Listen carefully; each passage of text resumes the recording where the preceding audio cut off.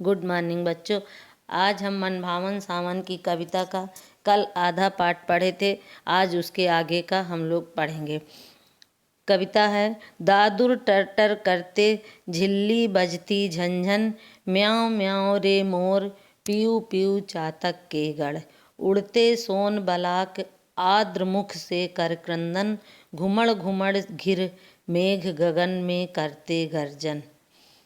इन पंक्तियों में विभिन्न ध्वनियों का वर्णन किया गया है। कवि कहते हैं कि दादुर का मतलब मेढक होता है। मेढक टर टर की आवाज़ें करते हैं। और झिल्ली बजती झंझन, झिल्ली का मतलब झींगुर के लिए कहा गया है। और दूसरी ओर झींगुर की झंझन की आवाज़ वातावरण में गूंज रही है। म्याऊं म्याऊं रे मोर पीऊ पीऊ चातक के गढ़। मोरों की आवाज़ म्याऊं म्याऊं कर रहे हैं, तो कहीं चातक का अर्थ पपीहा के लिए कहा गया है, तो पपीहा की पीऊ पीऊ की। उड़ते सोन बलाक आर्द्र मुख से कर कंदन।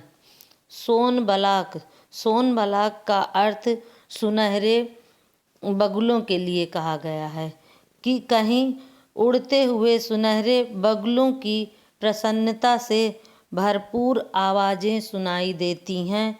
और आकाश में बादल भी घुमड़ घुमड़ घिर मेघ गगन में करते गर्जन। और प्रसन्नता से सुनहरे बगुलों की आवाज़ सुनाई देती है और आकाश में बादल भी घुमड़ घुमड़ कर गरजते हैं। रिमझिम क्या कहते कुछ बूंदों के स्वर, रोम सिहर उठते छूते वे भी भीतर अंतर। धाराओं पर धाराएं झरती धरती पर, रज के कड़कड़ में तृण तृण की पुलकावली भर। कवि कह रहे हैं कि बादलों की प्रशंसा करते हुए कह रहे हैं कि बारिश की बूंदें रिमझिम की आवाज़ें करके मानो कुछ कहना चाहती हैं। रिमझिम क्या कुछ कहते बूंदों के स्वर का मतलब होता है आवाज़, कि बारिश की बूंदें मानो कुछ कहना चाहती हैं। रोम सिहर उठते छूते वे भीतर अंतर। उनकी आवाज़ों से हृदय और रोम रोम प्रभावित हो जाता है। धाराओं पर धाराएं झरती धरती पर।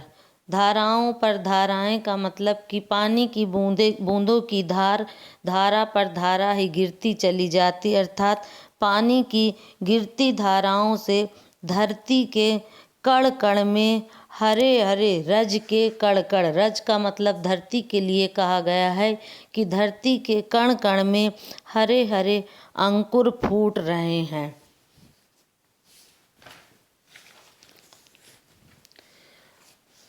पकड़वार की धार झूलता है मेरा मन, आओ रे सब मुझे घेर कर गाओ सावन। इंद्रधनुष के झूले में झूले मिल सब जन, फिर आए जीवन में सावन मन भावन।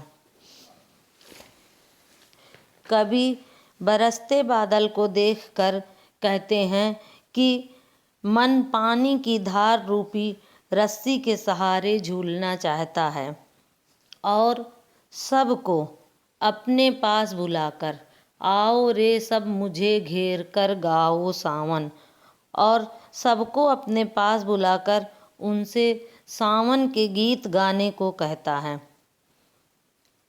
इंद्रधनुष के झूले में झूले सब जन, फिर आए जीवन में मन भावन सावन। कवि इंद्रधनुष के झूले में सबको मिलकर झूलने के लिए कहता है और जीवन में बार बार मन भावन सावन आने की कामना करता है।